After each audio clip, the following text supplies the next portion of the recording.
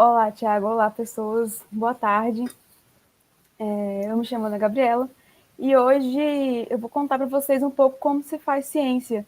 Já fui orientada pela Michelle durante meu TCC na UNB e eu vou ler a minha pesquisa, eu vou poder explicar para vocês como funciona um projeto.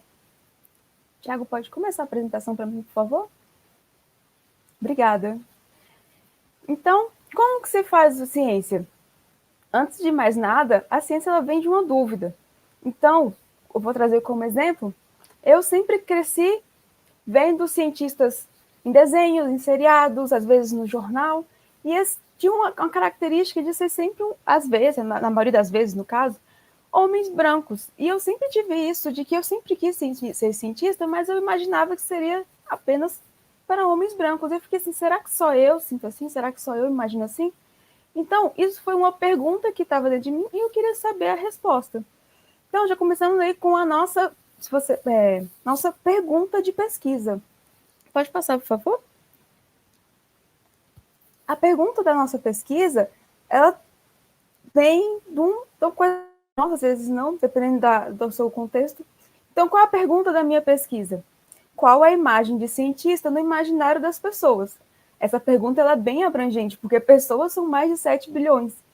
Então, nós vamos direcionando o foco. O foco foi em estudantes da Secretaria de Educação, que também já são muitas pessoas espalhadas aí pelo DF, e acabou que eu conheci a Michelle em 2018 e me mostrou o projeto Conexão Científica, onde eu poderia aplicar essa minha pergunta.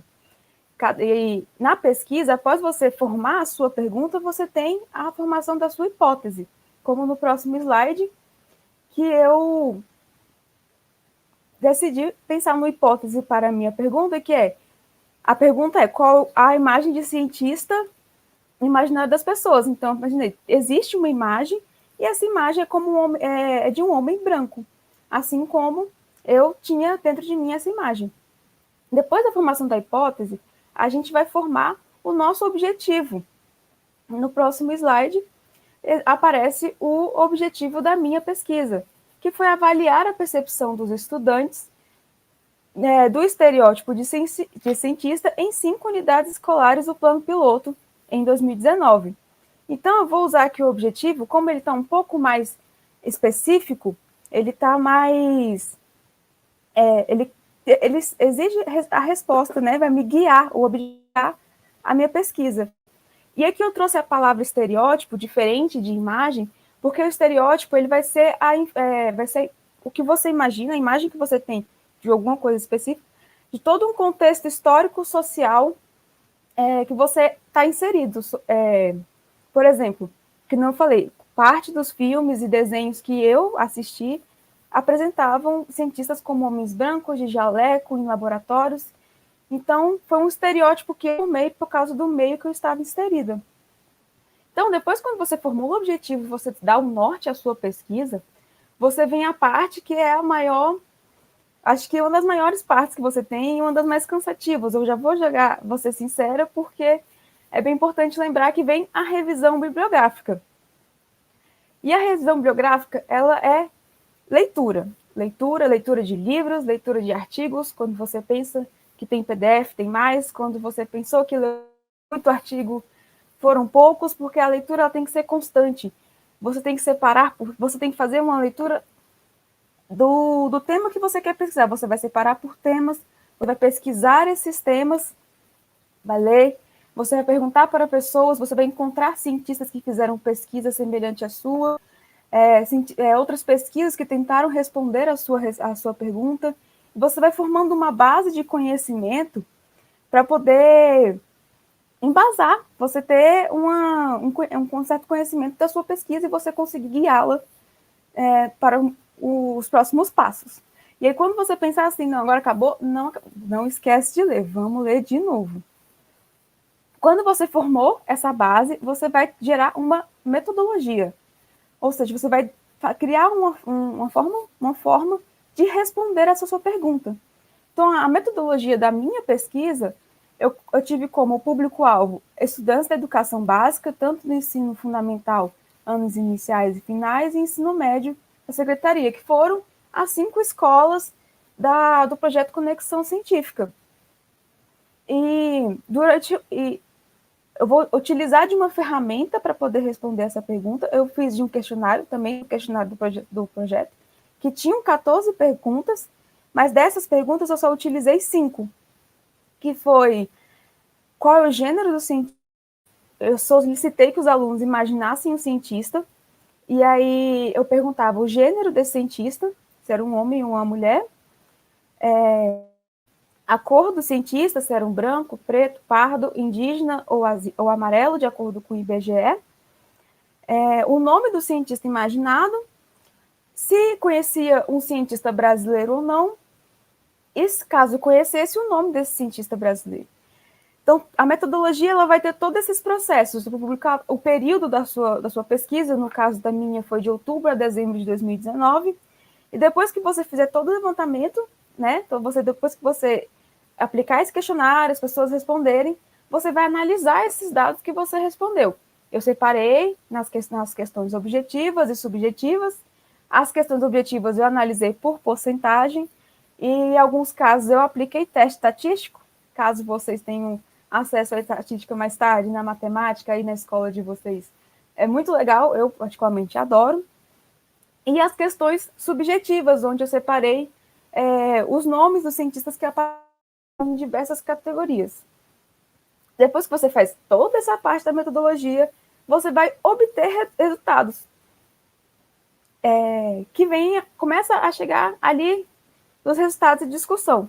O resultado é tudo que você conseguiu na sua pesquisa, e a discussão vai ser aquela base que você fez na revisão bibliográfica, você vai conversar entre o seu resultado. Então, às vezes, a pesquisadora conseguiu um dado e você conseguiu um, você vai ver se eles são semelhantes.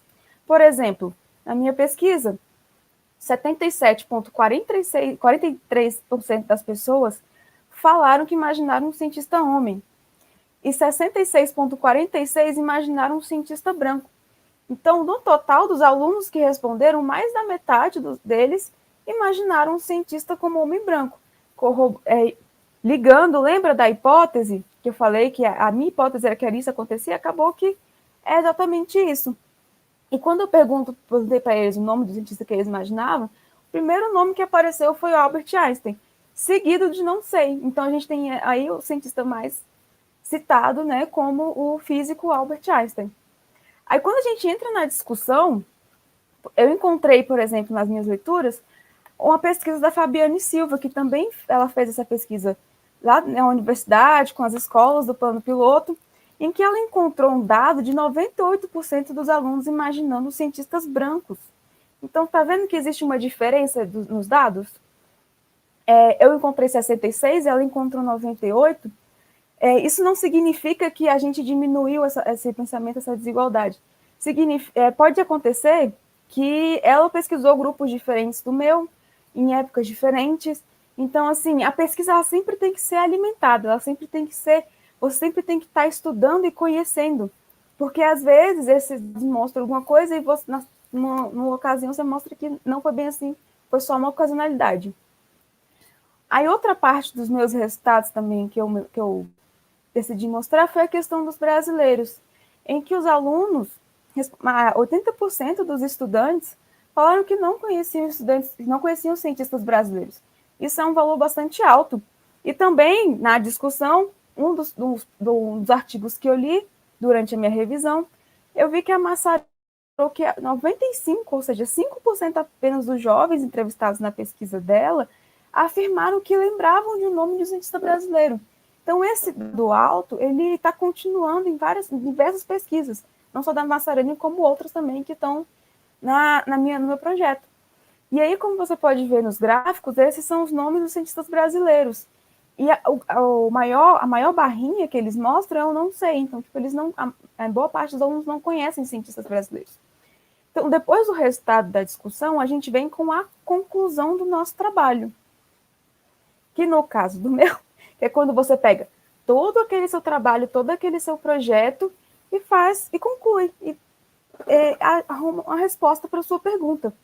Então, qual que foi a minha? Que existe sim uma alta representação de cientistas homens e brancos, uma baixa representatividade de cientistas brasileiros, e ao final da minha pesquisa, eu observei que o estereótipo obtido no imaginário dos alunos é do próprio físico Albert Einstein, por ele ser um homem branco e estrangeiro. Então, depois que você termina o seu projeto, a conclusão, você vem com as suas referências bibliográficas, que vem já no finalzinho do projeto, que é toda aquela sua pesquisa, todas aquelas informações que você tirou durante todo o seu trabalho, você tem que colocar no final dele, não é mesmo?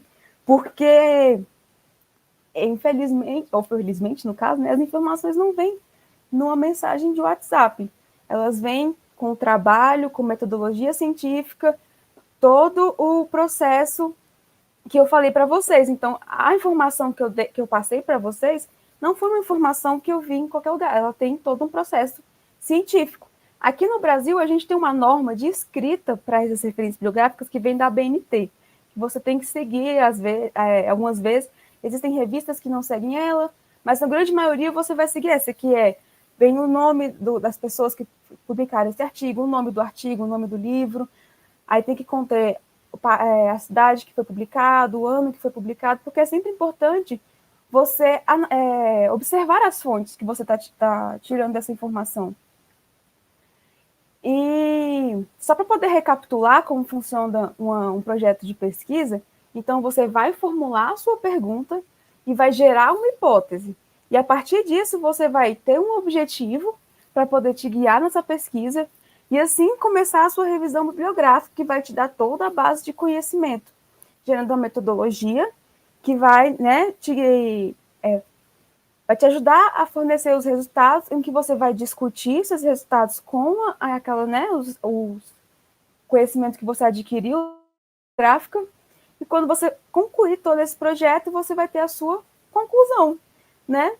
E depois, quando você fizer a sua escrita, vem as referências bibliográficas para poder você avisar para o seu leitor aonde você encontrou essa informação.